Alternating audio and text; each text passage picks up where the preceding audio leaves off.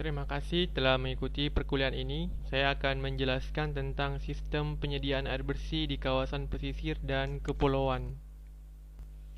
Air merupakan salah satu kebutuhan penting bagi kehidupan manusia, khususnya aspek ketersediaan air minum dan keperluan higien sanitasi. Salah satu penyebab langkanya sumber daya air yaitu perubahan iklim akibat global warming, sehingga pada tahun tertentu terjadi musim kemarau panjang.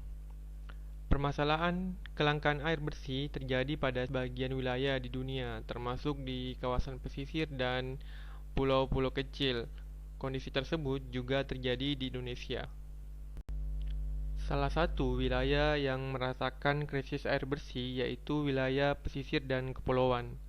Meskipun jumlah air laut yang melimpah, tetapi belum dapat digunakan untuk keperluan air bersih bagi masyarakat pesisir dan kepulauan.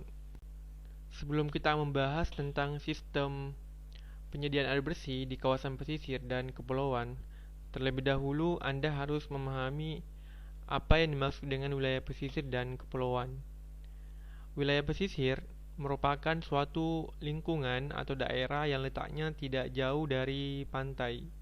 Secara ekologi, wilayah pesisir adalah wilayah peralihan atau transisi antara lingkungan laut dan lingkungan darat.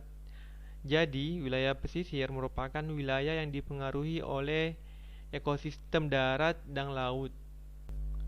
Wilayah pesisir di Indonesia dapat dibedakan menjadi dua tipe ekosistem, yaitu pesisir yang terendam air baik secara berkala maupun permanen, dan pesisir yang tidak terendam air. Pesisir yang terendam air dapat terdiri dari yang pertama, hutan payau.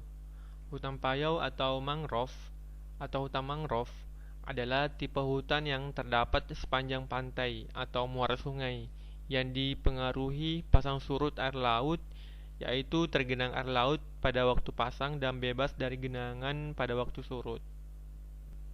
Berikutnya yang kedua yaitu rawa asin pesisir atau salt marsh atau biasa juga disebut rawa pasang.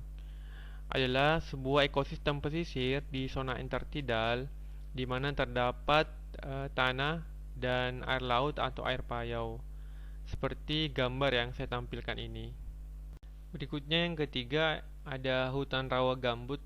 Hutan rawa gambut adalah salah satu jenis hutan yang mempunyai tanah dengan tingkat keasaman yang tinggi bila dibandingkan dengan jenis tanah lainnya. Adapun pesisir yang tidak terendam meliputi wilayah dengan formasi tumbuhan Pescarpae dan daratan pantai. Bagaimana pengklasifikasian pulau-pulau kecil? Klasifikasi pulau-pulau kecil di Indonesia berdasarkan morfologi terbagi menjadi dua kelompok, yaitu yang pertama, pulau berbukit, terdiri dari beberapa kelas, yaitu pulau vulkanik, pulau tektonik, pulau teras terangkat, pulau petaba atau biasa disebut manakok, dan pulau gabungan. Berikutnya yang kedua yaitu pulau datar yang terdiri dari pulau aluvium, yaitu pulau kecil yang umumnya terbentuk dari daratan pantai yang landai dari sebuah pulau atau di depan muara sungai besar. Yang kedua ada pulau koral, dan yang ketiga ada pulau atol. Ketersediaan air di wilayah pesisir dan kepulauan masih menjadi permasalahan, khususnya di pulau dengan jenis atau dengan karakteristik pulau atol. Sumber daya air di wilayah pesisir terdiri dari 3 jenis, yaitu atmosferik atau hujan, air permukaan, dan air tanah. Jumlah sumber daya air yang berasal dari air hujan akan sangat bergantung pada musim. Pada musim hujan akan tersedia dalam jumlah banyak dan kondisi sebaliknya ditemui pada musim kemarau. Sumber daya air permukaan di wilayah pesisir terdiri dari air sungai, saluran irigasi pada lokasi tertentu, kemudian danau alam, danau buatan atau waduk, dan rawa. Adapun air tanah berkaitan erat dengan tempat air tersebut tersimpan. Disebut air tanah dangkal bila kedalamannya kurang dari 60 meter dan disebut air tanah dalam bila tersimpan pada kedalaman lebih dari 60 meter. Untuk wilayah pesisir, akses air permukaan dan air tanah masih lebih mudah didapatkan jika dibandingkan dengan pulau-pulau kecil. Berikutnya, saya akan mencoba menjelaskan bagaimana sistem hidrogeologi di wilayah pulau-pulau kecil.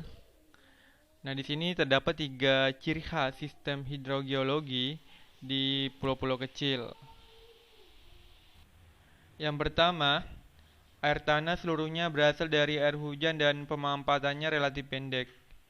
Yang kedua, air tanah di pulau kecil kebanyakan mengapung di atas air payau atau air asin.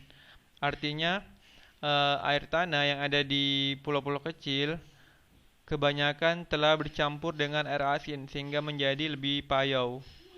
Karena adanya peristiwa atau proses intrusi air laut ke dalam air tanah pada beberapa pulau-pulau kecil. Kemudian yang ketiga, air hujan yang meresap ke dalam tanah sebagian besar berdifusi dengan air laut di bawah tanah. Nah, sehingga air tanah yang kemudian awalnya tidak asin, maka ketika berada dalam tanah menjadi lebih payau. Sehingga ketika menggunakan air sumur, maka air sumur yang digunakan masyarakat pulau menjadi lebih payau. Oleh karena itu, perlu dilakukan pengelolaan air tanah untuk meningkatkan potensinya dengan mengusahakan peningkatan jumlah air hujan yang meresap ke dalam tanah. Selain itu, membuat penahan arus pada beberapa segmen di pantai dan memperbaiki cara pemakaian air tanah. Di pulau-pulau kecil, kebocoran air tawar ke laut disebabkan pengaruh pasang surut maupun perubahan kualitas air karena arus laut cukup besar. Untuk mengurangi pengaruh tersebut, salah satu alternatif adalah dengan membuat penahan sheldin di pinggir pantai, terutama pada bagian tengah pulau atau pada segmen tempat air tawar berada. Pembuatan tanggul penahan bisa dilakukan dengan membuat paritan memanjang dengan kedalaman mencapai muka air tanah. Bahan pengisi paratan atau bahan kedap air bisa menggunakan semen atau lempung. Selain itu, untuk menjaga kualitas dan kuantitas air tawar di wilayah pesisir dan pulau-pulau kecil dapat diatasi dengan yang pertama, desalinisasi, yaitu sistem yang didasarkan pada distilasi atau proses membran. Desalinisasi atau desalination adalah proses menghilangkan kadar garam berlebih dalam air untuk mendapatkan air yang dapat dikonsumsi. Proses distilasi terdiri dari multi-stage place dan vapor compression.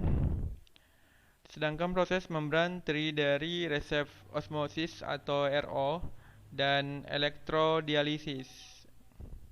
Yang kedua, penerapan pengelolaan dan pengaturan air yang lebih efisien di kawasan pulau-pulau kecil. Oke, terima kasih.